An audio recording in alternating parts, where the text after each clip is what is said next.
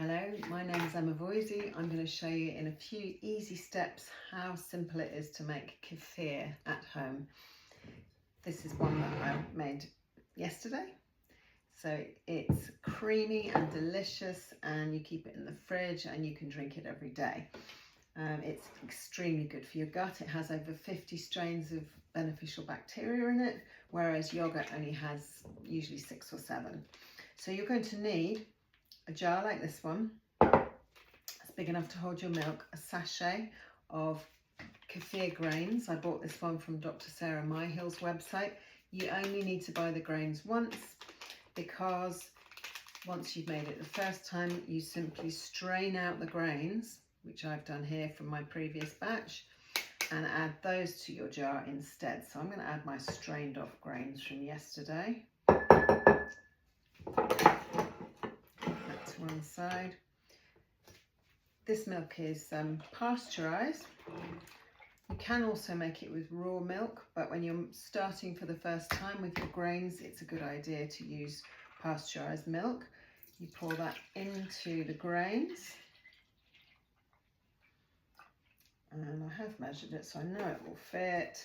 Yes, love it when a plan comes together.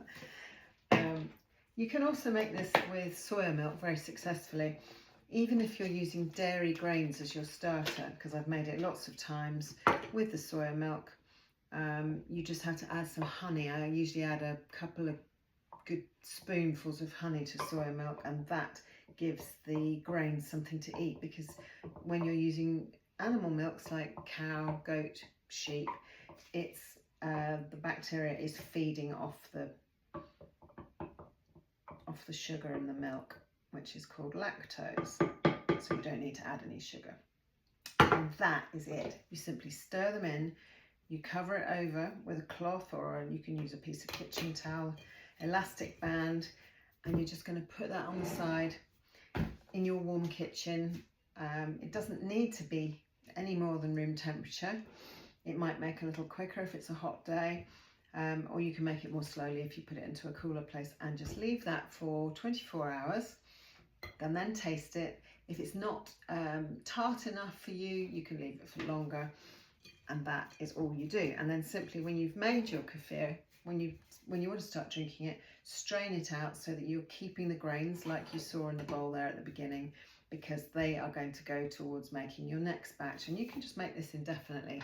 You just need the extra fresh milk each time, and that's it. That is how simple it is to make kefir at home. Good luck. Let me know how it goes, and leave me a note and tell me if yours was successful or if you have any questions. Thanks for watching. Bye.